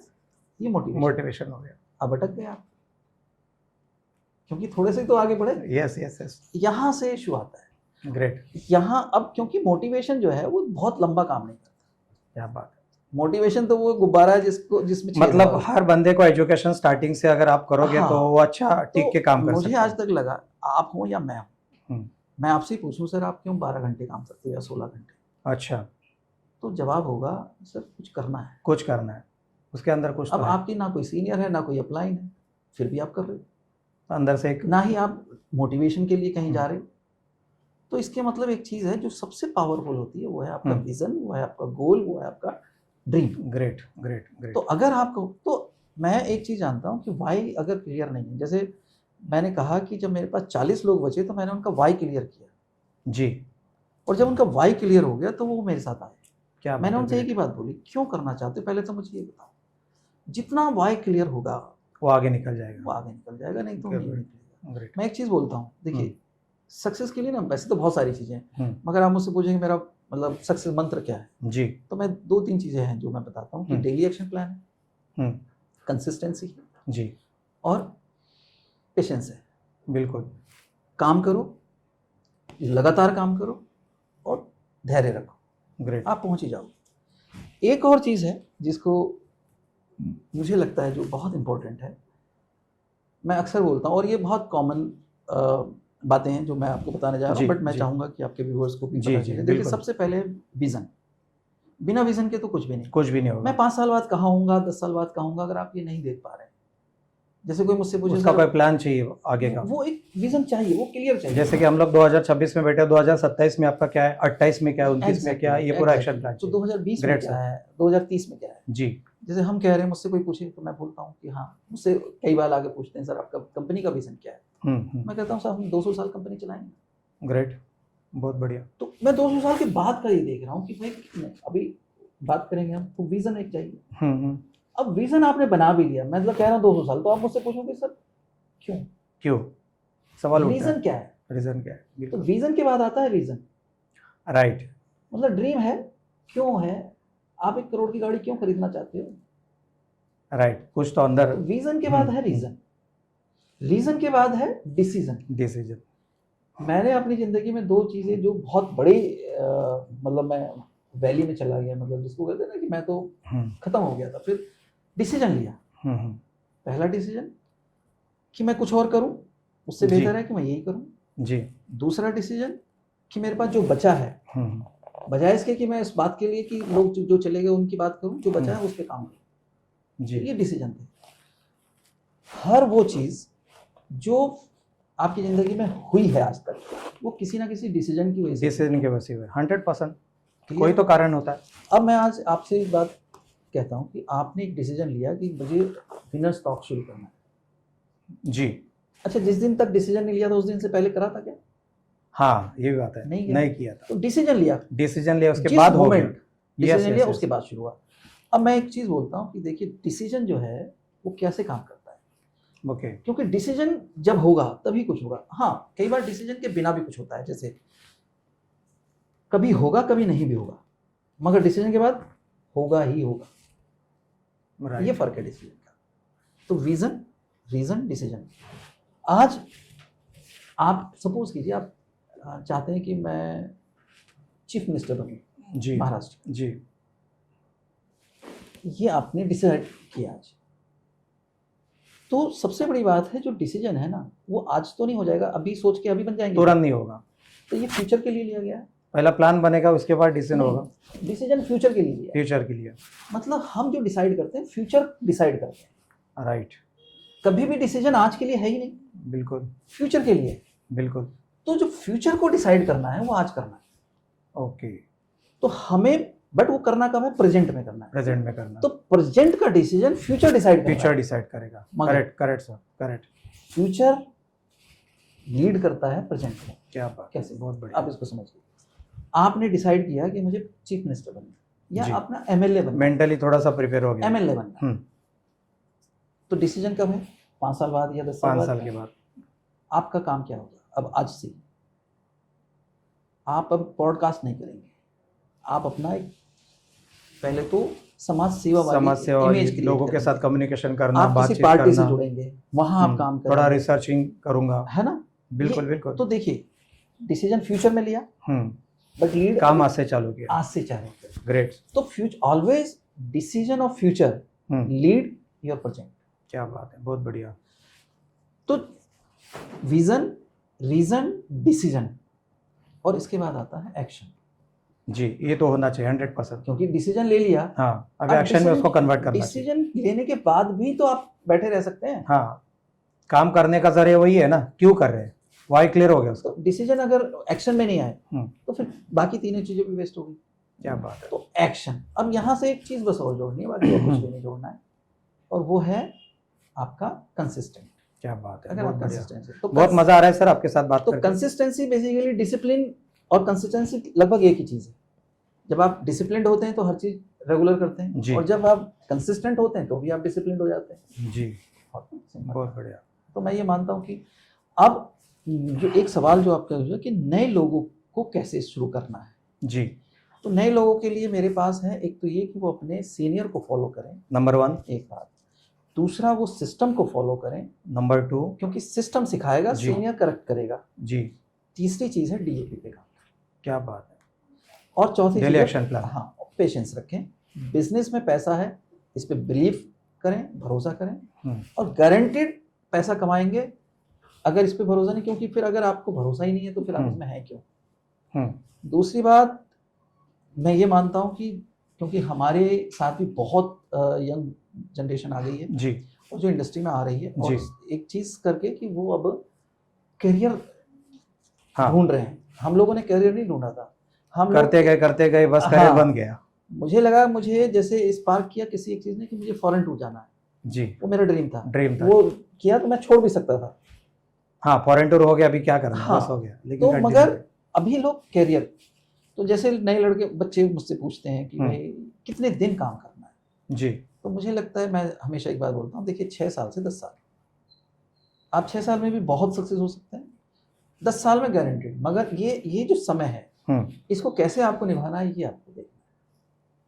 अब इसमें आती है कई सारी चीज़ें, क्योंकि ये इंडस्ट्री आपको क्या क्या देती है। जैसे मुझे इस इंडस्ट्री में एक सिंपल आदमी था, और मुझे इसने स्किल्स दी, मुझे इसने लीडरशिप सिखाई, और मुझे मैंने कहा कि एक कहानी लिखने का मौका दिया कि आज मैं जहाँ खड़ा हूँ, आप मेरा इंटरव्यू ले रहे हैं, तो ये बड़ी बात, और हर साधारण व्यक्ति को यहाँ तक पहुँचा देती है ये इंडस्ट्री। तो इतना बड़ा चेंज, मतलब आपने मुझे जब आपने मुझे इंट्रोड्यूस किया तो एज ए ऑथर, जी, तो आप सोचिए कि ये कहाँ से आया। मुझे लगा कि जो मैंने सीखा है वो मुझे मेरे जो लोग हैं या इंडस्ट्री है उन तक पहुँचनी चाहिए बात। जी। तो मैंने एक बुक लिखी, और क्या नाम है सर बुक का? सफलता हर एक का अधिकार। क्या बात है। तो और जीत ही विकल्प। अच्छा, 2 बुक है, दूसरी बुक है। तीसरी बुक है जो हम लोग अपने नेटवर्क में ही डालते हैं, नेटवर्क मार्केटिंग है, वो एक बुक है। तो अभी और भी 2 बुक हैं जो आगे चल रही हैं। तो जब मैं ये बात बोलता हूँ लोगों को, तो मुझे भी हैरानी होती है ऐसे जी, कि भाई एआई के ज़माने में अब बुक लिखने की भी ज़रूरत क्या है, कुछ तो आप वहीं से पूछ लो। मगर मुझे लगता है जो आपके विचार हैं वो एआई के पास है ही नहीं है, और जो मेरे पास विचार है वो किसी आपके पास भी नहीं, ना उसके पास है। तो वो भी तो डेवलप होगा, हमसे ही होगा। 100%। एआई बनाया किसने सर? इंसान ने बनाया। तो पहले इंसान, भले फ्यूचर कुछ भी हो जी, बट एआई हमारे बगैर अधूरा है। अगर हम ही उसे इनपुट नहीं देंगे तो वो डेवलप ही नहीं हो सकता। जी, बिल्कुल। तो ये चीज़ें हैं जो एक फ्रेशर को कर। बहुत मज़ा आ रहा है सर आपके साथ बात करते हुए।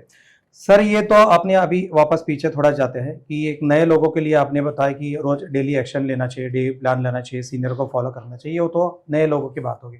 एक लीडर के अंदर कौन से 3 गुण होने चाहिए जो लीडर बन सकता है? कोई भी एक 3 गुण जो अंदर होने चाहिए। पहली चीज है रिस्पॉन्सिबिलिटी। ग्रेट। मतलब मुझे लगता है कि इसके बिना लीडरशिप आ ही नहीं सकती। जिम्मेदारी होनी चाहिए। जिम्मेदारी, बहुत बढ़िया।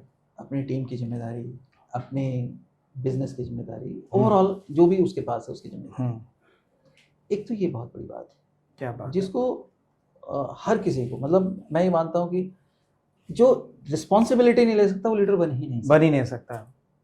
तो उसको पहले शुरुआत वहां से, तो एक गुण तो उसका होना ही चाहिए। दूसरा, उसके पास एक विजन होना चाहिए। बिना हाँ। विजन के लीडरशिप नहीं आती। आई नहीं क्यों सकती। क्यों आया इधर? क्यों आया? क्यों आया? मतलब देखिए कि हर एक व्यक्ति, हम्म। मतलब अगर हम सुभाष चंद्र बोस की बात करें, उन्होंने जी। एक चीज है, तुम मुझे खून दो मैं तुम्हें आजादी आजादी दूंगा। बिल्कुल। है ना। फिर किसी ने कहा स्वराज मेरा जन्मसिद्ध अधिकार है। जी। विजन था किसी का, 100%। है ना।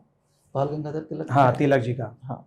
इसी तरह आज कोई आके अगर बोले, अभी हम मोदी जी की बात करें तो उन्होंने कहा कि भाई वोकल इंडिया, है ना, लोकल इंडिया, उन्होंने ये बात की, या फिर स्किल इंडिया की बात की। तो ये किसी के पास कुछ होता है तो वो विजन होता है कि मुझे कहाँ जाना है। तो नहीं है तो फिर आप कुछ नहीं। बिल्कुल बिल्कुल। तीसरी चीज है रिलेशनशिप। अगर आप, पहली चीज विजन, दूसरी चीज रिस्पॉन्सिबिलिटी और रिलेशनशिप। वो तो बहुत मायने रखता है। हाँ, क्योंकि ये इतनी क्लोज है। बाकी तो तीन मेरी, चीज तो आगे जैसे तो मैंने बस। कहा, मेरी एक बुक आ रही है लीडरशिप पे, जी। तो मैं उसमें लिख रहा हूँ और उसमें मैंने 21 चैप्टर लिखे हैं, मतलब 21 क्वालिटीज लिखी हैं। ओके। जल्दी वो पब्लिश होगी। लांच। तो मैं उनकी बजाय मैंने 3 जो बहुत बेसिक चीजें हैं पकड़ी। देखिए, आप टीम बनाएंगे, आप टीम के बिना कुछ कर नहीं सकते। लीडर है क्या? अगर टीम नहीं तो लीडर किस चीज का? जी। एक चीज। फिर लीडर की रिस्पॉन्सिबिलिटी नहीं तो लीडरशिप आ ही नहीं सकती। विजन नहीं है तो फिर तो घर से ही नहीं निकल सकता। मैं और आप आज की डेट में अगर उसको लीड कर रहे हैं या कोई भी लीडरशिप हमारे अंदर है तो एक विजन के साथ है। मेरा एक विजन है कि मुझे 2030 में ये करना है, मुझे 2035 में ये करना है, 2040 में ये करना है। मेरे लिए भी मेरा एक विजन है, आपके लिए पर्सनल भी है और एक ऑर्गेनाइजेशन को लेकर भी है। जी। तो विजन के बिना नहीं। मैं अक्सर एक बात बोलता हूँ कि मैं खुद एक सेमिनार में गया जिसमें अक्सर हम ट्रेनिंग करते हैं, मतलब लेने जाते हैं। तो एक सेमिनार था जिसमें बहुत ही सीनियर, बहुत ही हाई एंड पर्सन थे जो ट्रेनिंग ले रहे थे। तो उन्होंने पूछा कि भाई अगर, अच्छा उस ट्रेनिंग में क्या थे कि सारे किसी ना किसी कंपनी के डायरेक्टर थे या ऑनर थे या फिर मालिक थे या सीईओ थे।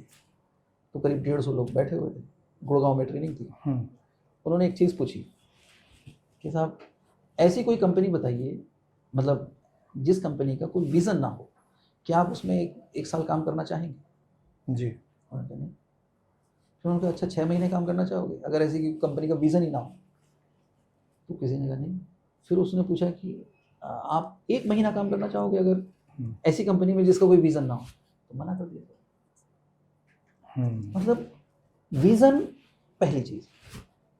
ग्रेट। अब अगली बात उन्होंने पूछी कि आप लोग सब कंपनी के मालिक हैं, सीईओ हैं, ऑनर हैं। जी। किस किस ने का विजन है अपना और मिशन स्टेटमेंट है? अच्छा। आप यकीन नहीं करेंगे, 3 लोग हैं आगे। अच्छा, मैं इंडस्ट्री का हूँ, डायरेक्ट सेलिंग का हूँ, नेटवर्क मार्केटिंग से हूँ। तो ये तो हम पहले दिन से सिखाते हैं। जी। Dreams, goals, vision, mission. जी बिल्कुल 100%। तो हमारा, मेरा तो बना ही हुआ, मतलब मैं तो खुद मानता हूँ भाई। अक्सर ये कहा जाता है कि आप कितने साल जिएंगे ये इसकी कोई गारंटी नहीं, बट एक विजन के साथ तो चलेंगे भाई। 80 साल 85 साल तक रहूंगा और मेरा 85 साल में ये करूंगा, तभी तो हम आगे बढ़ेंगे। नहीं तो बढ़ ही नहीं सकते। सही बात है, सही बात भाई। आपने और हमने ये डेट फिक्स की, कब की? 1 महीना पहले। अगर हम नहीं करते तो हमें क्या पता, अब हम कहेंगे सब 1 महीने बाद हम होंगे या नहीं होंगे, क्यों फिक्स करें आज? बट प्लान तो आपका सालों बाद का बनेगा। 100%। तो विजन, रिस्पॉन्सिबिलिटी और तीसरा रिलेशनशिप। क्या बात है, बहुत बढ़िया सर। आप रिलेशनशिप जैसे ही आएगी टीम बन जाएगी, रिस्पॉन्सिबिलिटी आएगी तो हर डिपार्टमेंट आपका खड़ा होना शुरू हो जाएगा। बिल्कुल। और विजन आएगा तो आपको डायरेक्शन सही रहेगा, आपको जाना कहाँ है, कंफ्यूज नहीं रहेंगे। और अक्सर लोग तो ये कहते हैं यहाँ पहुंचूं, यहाँ पहुंचूं, यहाँ पहुंचूं या यहाँ पहुंचूं, जी बिल्कुल बिल्कुल, ये और कंफ्यूजन। ये लीडरशिप नहीं होती। जी लीडरशिप तो है ही इस बात में कि आपका फाइनली आपका डायरेक्शन क्या है। दो ही तो चीज बोली वही जाती को है। मेरे को सर पूछना था, अभी जैसे लीडर बन गया, लास्ट के अभी 2 सवाल है। लीडरशिप बनने के बाद वो उसके दिमाग में जाता है कि मैं लीडर बन गया। एक्चुअली लीडर का काम क्या होता है? कुछ दिनों के बाद मैंने ऐसे सुना इंडस्ट्री में, वो नीचे काम करना बंद कर देता है, नीचे के लोगों को बोलता है कि आप ही करो। वो शायद मन में लीडर समझता होगा कि मैं लीडर बन गया, अभी नीचे उतरने की जरूरत नहीं। क्या बोलेंगे इसके बारे में? देखिए, लीडर हमेशा ऑलवेज मैं पॉलिटिकल आदमी तो नहीं हूँ, जी बट एक चीज़ बड़ी कमाल की जो मैंने कुछ चीज़ें सीखी। मैं मोदी साहब जी, प्राइम मिनिस्टर हमारे, जी जी मन की बात बोलते हैं। वो किसके लिए बोलते हैं? अपनी कोर टीम के लिए, अपने मंत्रियों के लिए? वो बिल्कुल जमीन के लोगों के लिए बोलते हैं। ग्रास लेवल से आए लोग। अच्छा, क्यों बोलते हैं? वो कहते हैं जो मैं सोच रहा हूँ, जो मैं मानता हूँ या जो मैं जानता हूँ, जी वो हर व्यक्ति जाने। आज हमारी सही बात है। हमारे देश का लीडर कौन है? मोदी साहब है। मोदी सर।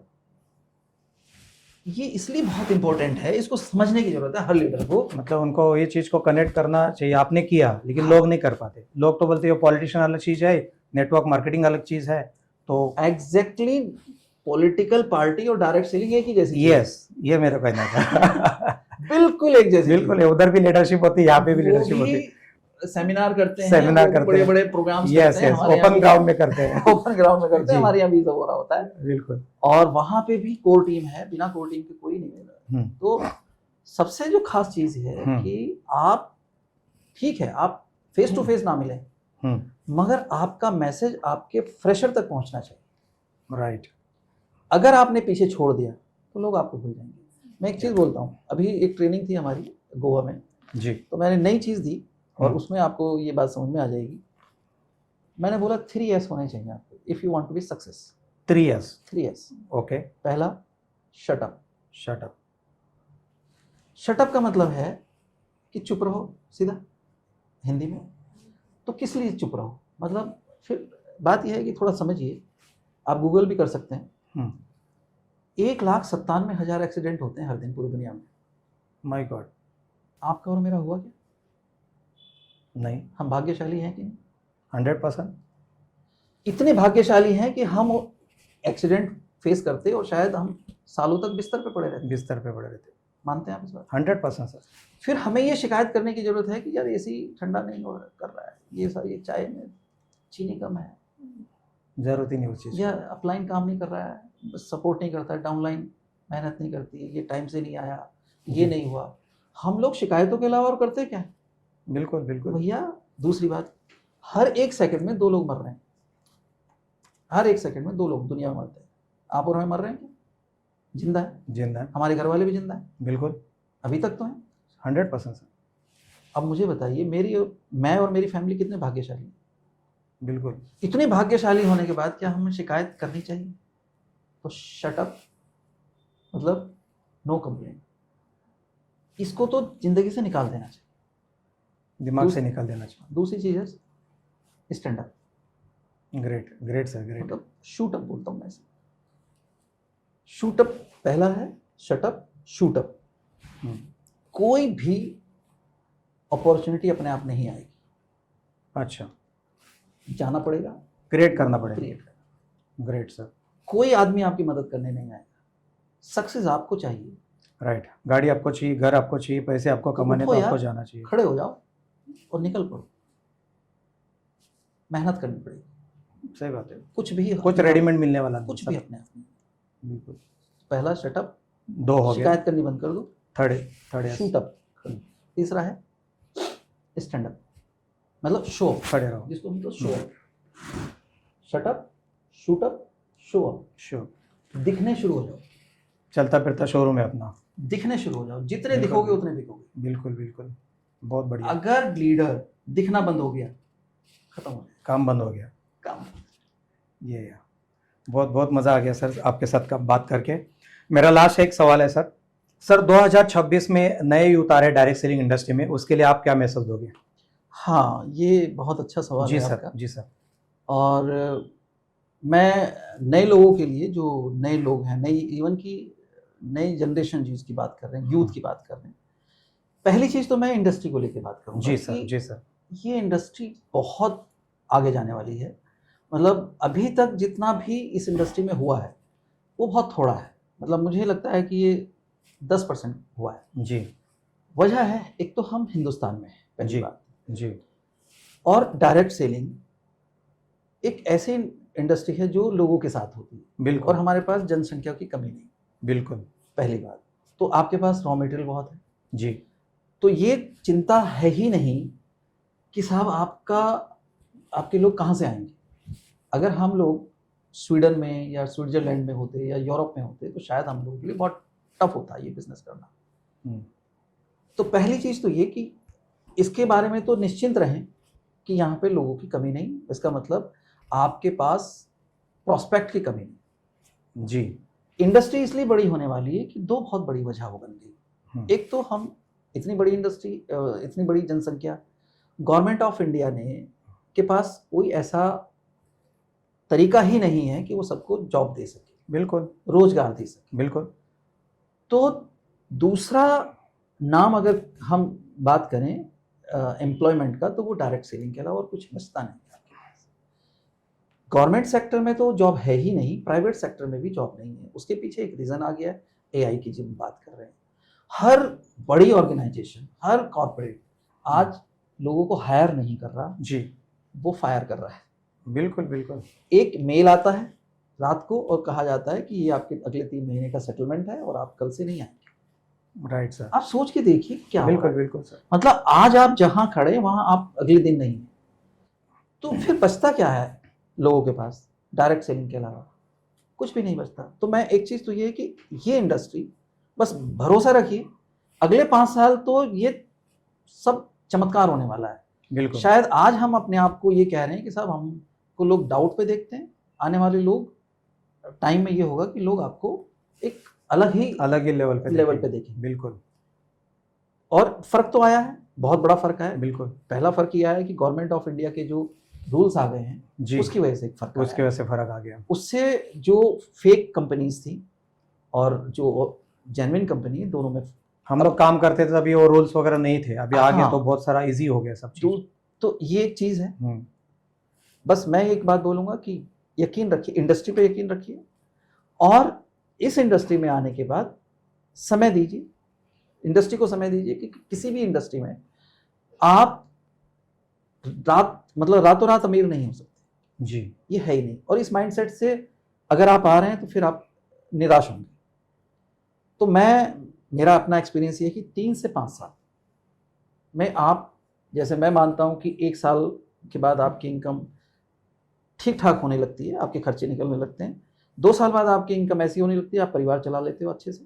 3 साल बाद आप लगभग उस जगह पहुंच जाते हो जब आपकी बचत शुरू हो जाती है, और 5 साल बाद आप टाइम फ्रीडम पा लेते हैं, मतलब बिल्कुल, फाइनेंशियल फ्रीडम। बिल्कुल बिल्कुल फाइनेंशियल फ्रीडम से मतलब ये होता है कि आपके जो डेली के महीने के खर्चे हैं, अगर आपके 1 लाख के खर्चे हैं तो आपकी इनकम 1.5-2 लाख शुरू हो जाती है। और इसका मतलब यह है कि अब आपको अपने खर्चों के लिए सोचने की जरूरत नहीं है। इसको फाइनेंशियल फ्रीडम बोला जाता है। बिल्कुल। तो ये इंडस्ट्री बहुत उम्मीद दे रही है, भरोसा दे रही है। सबसे बड़ी बात है आज हमारे पास एग्जाम्पल्स हैं, बहुत सक्सेसफुल एग्जाम्पल है। इवन कि इतने कि महीने के करोड़ रुपए महीना कमा रहे हैं लोग। अब इसमें एक चीज आती है कि भाई ये अपने आप में एक क्वेश्चन मार्क होता है कि एक आदमी जो कम पढ़ा लिखा है वो इतना पैसा क्यों बना रहा है, क्यों बना पा रहा है। उसके पीछे एक रीजन बड़ा सिंपल है कि हमने शायद इंडस्ट्री को ठीक से समझा नहीं तो ये सवाल ही नहीं आता, क्योंकि यही वो इंडस्ट्री है जो आपकी एजुकेशन नहीं देखती, आपकी एज नहीं देखती, सबके लिए कुछ नहीं, क्वालिफिकेशन नहीं, एज नहीं, कुछ नहीं है। तो ये तो अपने आप में एक अलग इंडस्ट्री। बहुत अच्छा। दूसरी चीज ये है कि इसमें रिजेक्शन जो है वो एक डर है। ये कुछ ऐसा है जैसे पापड़ जो है वो सख्त तो है, तो आपको इसलिए नहीं खाना है, मतलब डर है कि सख्त है तो दांत ना टूट जाए। बिल्कुल, आप खाएंगे तो मजा आएगा 100%। नारियल को देख के एक आदमी ने कहा कि साहब ये क्या है, मतलब मैं तो लुट गया। किसी ने कहा ये बहुत कमाल की चीज़ है, बहुत स्वाद है, और इसमें पानी भी होता है, इसको भी पिएंगे तो, बट वो उसे तोड़ ही नहीं पाया। मगर नारियल को तोड़ना बस आना है। तो ये इंडस्ट्री नारियल की तरह है। क्या बात, जैसे ही आप इसे खोलेंगे तो इसमें बहुत कुछ है। क्या बात है, बहुत तो बढ़िया सर, रुकना है आपको। बहुत बढ़िया। तीसरी चीज जो सबसे इम्पोर्टेंट है वो आप खुद हैं। Great sir. आपके कितने बड़े सपने हैं, ये इंडस्ट्री में आप वहां तक जाओ। तो मैंने 3 मैसेज दिए। आपके ड्रीम जितने हैं उतनी बड़ी सक्सेस आपको मिलेगी। बिल्कुल। तो एक चीज जो सब कहते हैं मैं भी कह रहा हूँ कि बड़े सपने रखो। दूसरी चीज धैर्य, इंतजार करना पड़ेगा। तीसरी जो चीज है वो ये है कि भरोसा रखिए इस इंडस्ट्री पर खुद। क्या बात है, डेफिनेटली सक्सेस आने वाली है। Great sir, great. और इससे बेहतर हो ही नहीं सकता। आप कुछ भी करेंगे, पैसा लगेगा। एक सवाल और जो अक्सर मुझसे लोग पूछते हैं कि लोग जो फेल हो जाते हैं उसके पीछे कारण क्या है। मुझे एक ही बात समझ में आती है सर, फेल नहीं होते, रुक जाते हैं। इस इंडस्ट्री में फेल है ही नहीं। थक जाते ये हैं, वो इंडस्ट्री है जिसमें फेल है ही नहीं। क्यों नहीं है? आपका इसमें कुछ लगता नहीं। जब लगता नहीं तो आपका क्या लॉस हुआ? बिल्कुल। आपने कोट खरीदा हुआ है सर, 20,000 रुपये लगे, तो 20,000 क्या है? खर्चा है, आपने पहन रहे हैं, इंजॉय कर रहे हैं, तो इससे आप बर्बाद तो नहीं हुए। 100% वो बिजनेस इन्वेस्टमेंट है। किसी कंपनी के प्रोडक्ट खरीद के बिजनेस शुरू करना, इसमें काहे का लॉस है? तो मैं एक चीज जो है कि इसमें लॉस है ही नहीं। बिल्कुल, इसमें बिल्कुल। फेलियर हो ही नहीं सकता कोई।